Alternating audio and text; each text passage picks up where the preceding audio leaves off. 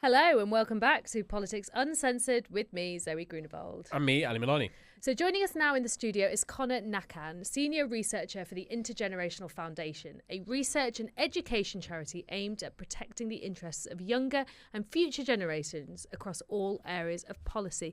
Conor, thank you so much for being here. Thank you so much for having me. It's great to be here. So let's just open up and talk about what your reaction was, the initial reaction of you and the Intergenerational Foundation to the budget yesterday. Yeah, I think our initial reaction is it's a mixed picture. I think broadly disappointing, but you also have to give credit where credit's due. So I think, as you said before, lifting of the two-child benefit cap, something that we've campaigned on for a long time and many, many others have. And it's one of the best ways to raise hundreds of thousands of children out of poverty. I think there were some other bright spots in the budget. There was some moves to increase funding for apprenticeships and alternative pathways into work. I think that's really important to provide non-university based pathways for younger people and increase those opportunities. There was also increases to the minimum wage, particularly for younger workers. So I think let's wait and see what the impacts are when you factor in whether that will lead to decreases in hiring, like people like to say.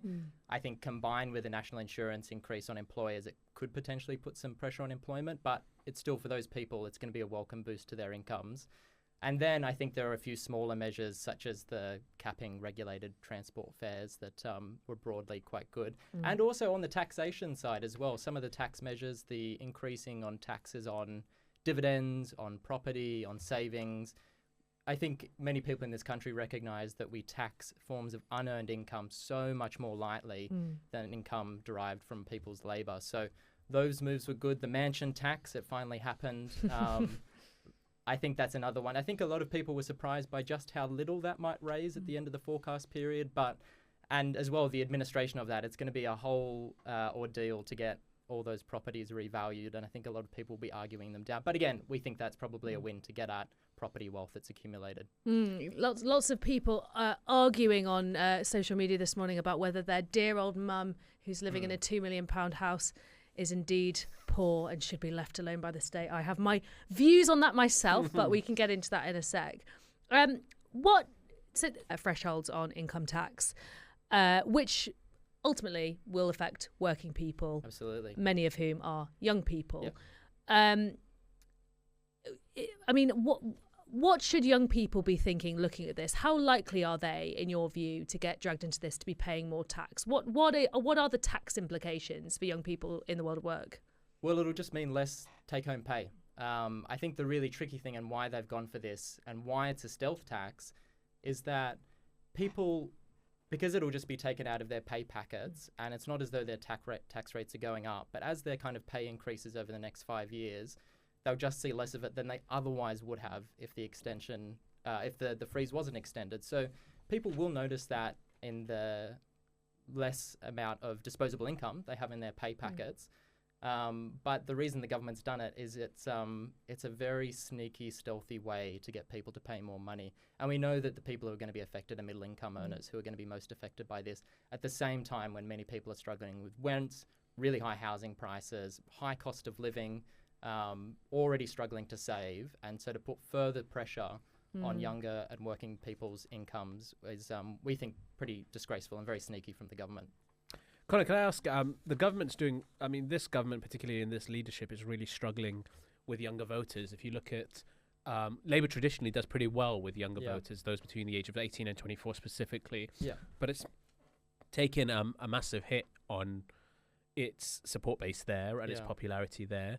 I think things like the minimum wage for 18 to 20-year-olds getting a rise, and I think it was maintenance grants at university level are attempts to catch up ground. But like you said, there's lots of other things. It's been called tax by stealth, essentially. That will likely be unpopular. Do you think this budget will do anything in recovering Labour's position amongst younger voters? No, I don't think so.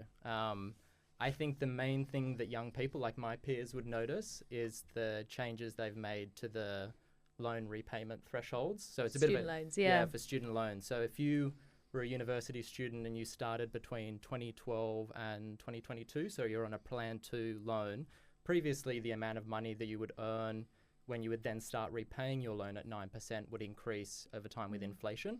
and that was seen to make sure that, you would only start paying back your student loans once you had a good job and you were making good money. That is now going to be frozen for, I think, a further 3 years. And so the crazy thing about this measure is that the government thinks it'll raise roughly the same amount of revenue at the end of the forecast as the mansion tax.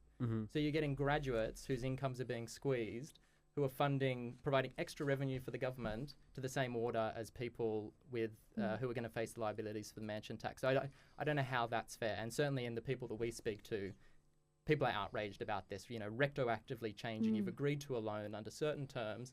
The government's come along and they've shifted the terms of that loan. I mean, how is that fair? This is already after we've had an increase in student fees as well. That's right, yeah. So the amount of debt is increasing, and as well, it gets complicated on people who are going to university this year. The threshold at which you start repaying your student loan is going to be £25,000. So you could be working a minimum wage job now, full-time, and you would have to be paying back your student loan. I mean, how is this fair? And it's a kind of shocking thing that it hasn't received more coverage. We've been surprised in the post-budget coverage. They're using cash-strapped graduates to help fund their fiscal headroom. I mean, it's totally unfair. So student loan repayments, typically amount to 9% of their income. That's over right. a given threshold. Yeah. So that's over that threshold. And then there's an additional loan on top of that if you've taken out postgraduate student loans. So it's... which is a extortionate rate. I have a postgraduate student loan. Rachel Cunliffe from the New Statesman said of this, those on salaries above 30,000 face a 30% marginal tax rate. Or for anyone lucky enough to have a job that drags them into the higher tax bracket, which is 50,271, it'll be 57%. I mean, it is extraordinary that the papers this morning are full of people living in £2 million houses aren't rich actually, leave them alone, and not this, right? But that is such a perfect representation of how our political and media system is skewed towards the interests of older, rich asset owners, right? Absolutely. And I think one of the things that's been missing in this budget, if the government was so desperate to raise additional revenue to restore its fiscal headroom, I mean, there were plenty of places they could have looked but chose not to. I mean, one really basic one is that if you're over state pension age and earning income in a job, you don't pay any national insurance. So compared to your younger colleagues, you could be doing the same job and you get a pay rise just because you got over state pension age. I mean, how is that fair? And then I think what we've called the big fiscal elephant in the room is the state pension. Of course, triple lock, The triple lock, set to go up by another 4.8% next year at a time when pensioner poverty is halved over the last 2 decades, which is great, obviously. But I think when you're thinking about how the government raises money and how it spends that money, we just don't think, and the OBR agrees with us and lots of other people do, that the triple lock in its current form is just no longer fair. I do wonder if it's a good representation, we've spoken about it before, and a good metaphor for the way that not just this government, but governments over the last 30 years differentiate between pensioners and young people in the way that the triple lock is spoken about and is almost fetishized in the way that it won't be touched and you can't say anything about it, and if you touch it, it's essentially political suicide, versus the constant and consistent attacks on young people, particularly students, from fees to maintenance to the repayment threshold. Is crazy, right? It is. And I think, one of the most glaring examples of this was during the period of austerity. So the triple lock was introduced in 2011. Over the period of austerity, there were real terms funding cuts to local youth services across the country of around 70%. So that led to 1,200 youth centres closing and over 4,500 youth workers being sacked. And we've already seen the impacts of that on youth educational outcomes and crime. And so I think for us, we often hear that the government has to make tough choices each budget. And I think our view is that, for too long, those tough choices, the burden of that has fallen disproportionately on younger people who have their lives ahead of them. And if there are tough choices to be made, the fact that you're giving a full state pension to someone living in Hampstead Heath, I think, and especially as coming as an Australian, we don't have that for our state pension system. It's means tested. So if you have lots of assets and lots of income, you don't get a state pension. And the question seems to be, for me, it's not if we have to get rid of the triple lock. It's going to be when, because it's unaffordable, it's unsustainable. So why aren't we having a reasonable conversation about what to replace it with now, right? Let's just talk about private renters, because Reeves set up plans to raise the tax rate on income from properties by 2%. And she framed this as an appeal to renters. She said it's unfair that income from work is taxed more than income made by landlords. But there are concerns that this, as often is the case when you put up taxes on landlords, or you ask them to do anything, they tend to pass the costs on to their renters. Do you think this could potentially have that effect of pushing up rents? I mean, it certainly could, but I think it's all about a question of degree and to what extent. I think, we've seen this opposition to the Renters' Rights Bill, which we think is a total common sense win for younger people who are overwhelmingly renters. You'll always hear people complaining that rents will kind of skyrocket, and it's like, well, they already have in many ways. And so I think these kinds of things, it's the tricky thing between viewing them in isolation and viewing them in a bigger picture. And I think for a long time, these things have just been viewed in isolations, and landlords have very well-funded lobby groups who they can go to the media with, and they don't need lobby groups when they have so many of them in the House of Commons themselves. But yes, go on. Sorry. Yeah, yes. And I think it's like you should view the rental income in the context of thinking about how people earn incomes more broadly. Many of us go to work and work with our hands or brains, and we earn an income. We're taxed relatively heavily on that. Many of us. I'm not using either, but go ahead. And other people sit on huge amounts of accumulated assets and derive incomes from them, and they pay less tax on that for the most part. And that's just profoundly unfair. And even if beyond a fairness or equity angle, there's an economic efficiency and growth angle. It's like you're not getting growth from just rewarding a rentier class sitting on mountains of assets.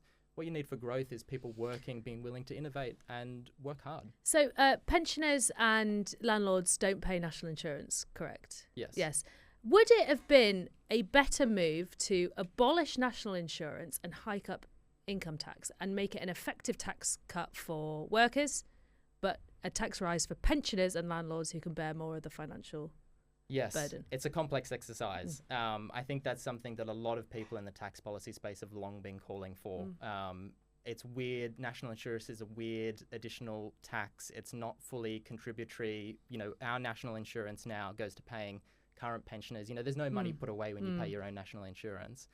It really should just be folded into income tax. And people know this, but the question is, how would you do it? And then, there's a way of doing it in which you could actually integrate it and then potentially lower different forms of income tax or bring in different thresholds. So there's a way of doing it progressively. One good recommendation that the government could have done would be to decrease national insurance by 2% and increase income tax by 2%. And because there's a whole host of people who, like you said, don't pay national insurance, but they do pay income tax, it would have meant that regular workers would have been pretty much the same or slightly better off. And it's those other people, pensioners and people who get investment income, who would have paid more.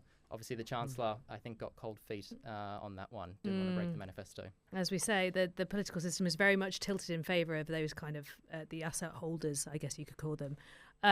Let's just talk about the mansion tax, right? So properties in England now worth more than £2 million will face a council tax surcharge of £2,500 to £7,500 following a revaluation of homes, and these are homes in bands F, G and H. Tax charge, and then I said, of course, tax charge on rental income will increase by 2 percentage points, which is slightly different. What do you make of the mansion tax? I mean, it feels progressive. My feeling is, surely we're just due a council tax overhaul completely because it's such a regressive system. I mean, the bands were created, I think, in 1991, right? What's your view? Does this go some way to restoring the balance a little bit? Yeah, it probably goes the smallest way you possibly could towards where you want to end up, which is that it is absurd that council tax is based on 91 valuations. It's also, in my mind, absurd that it's paid by occupiers, not owners. In Australia and other countries, property taxes are paid by property owners rather than tenants. So I was shocked when I first got to the UK and I got a council tax bill. Yes. But so I think it goes some way in that direction. It's going to be a complex exercise. I think a lot of people would say either do a full reevaluation of the council tax and get it accurate to prices now. That would involve some fiddling around because obviously now properties in the south are worth a lot more than those in the north. So you'd have to do some redistribution there between different local authorities. Another option is just to have a kind of progressive, proportionate property levy across the country, which goes to central government, and then they can redistribute that back out. So it's kind of attempting to put a bodged fix on a terrible system. And I think, one thing we're hoping to see from it is that it might encourage some downsizing amongst relatively asset-rich but cash-poor older people, because we know there are so many homes that are underoccupied, particularly around parts of London. And the fact that they're sitting there, 5-6 bedroom houses, and there's one older couple in them. You know, younger working families need homes in well-located areas to be able to get to work and be productive. So I think the downsizing piece is a part of the housing crisis that's really overlooked. And this could go some way to, I suppose, if there's carrots and sticks, this is a stick. Conor, you spoke earlier about that there were lots of options on the table and lots of different decisions that the Chancellor could make. Let's for a second, you know, just presume, if we may, that this was Rachel Reeves' last budget and that somewhere in the ether, Wes Streeting or Andy Burnham or Angela Rayner's Chancellor is listening and needs to improve Labour's position, both with younger people but more broadly.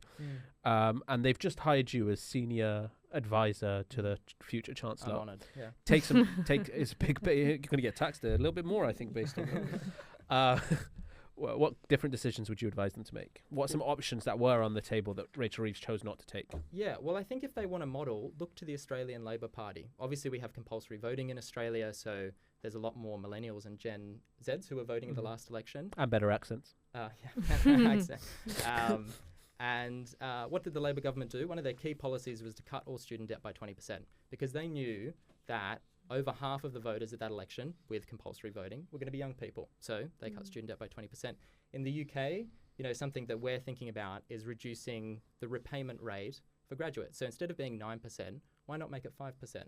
That gives a little bit extra pay to graduates in their pay packets, which they can save, they can invest, they can put towards whatever they want to do. But I think it's so that younger people now, under 30 households, our research suggests that 70% of their weekly budgets go on essential spending. So there's very little left to be saving to put towards their other goals and life plans. So, I mean, that is one thing that's quite small. It's only one policy, but it would see a real tangible benefit. And I think it would get a lot of young people on side because it, you know, hits their pay packets.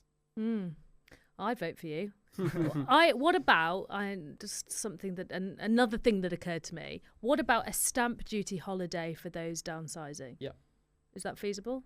Yeah, I mean, it would be again.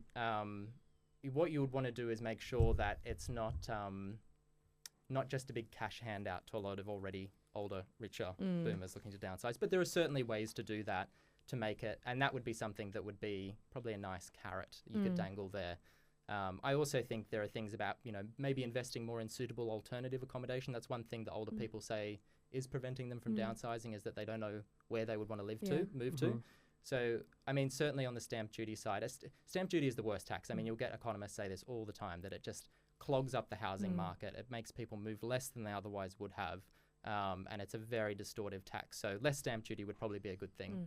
And just briefly before we wrap up, what does this Labour government stand to lose if it continues to put the burden on young people? Votes. Like I think directly to the Greens, to your party, to other candidates. Certainly even, you know, there's trends amongst young men more towards more right-wing extremism. They're not listening to young people. They're not taking into account their concerns and experiences. So good luck getting votes in the next general election if they keep going the way they are. And do you think that compulsory voting could be an answer? I mean, it's not occurred to me before, but it seems to me quite obvious. If the problem is we have an overrepresentation of pensioner and older interests in the political system, which is affecting policy and monetary decisions, doesn't it make sense to try and just encourage young people to engage with the system, maybe even force them to engage with the system, because then you'll get policymakers who are thinking about the interests of the next generation? Absolutely. I'm the biggest advocate for compulsory voting on earth. I think it's great. It's easy to vote in Australia. We have voting turnout rates of 95, 96%. Everyone votes. It's on the weekend. It's at your local primary school. You go and have a democracy sausage. Everyone does it. Democracy sausage. It's great. And it's like, I think it would help solve so many of the issues that stem from political underrepresentation in this country. I ran into some folks from Australia in New York, actually, who were telling me about the compulsory voting.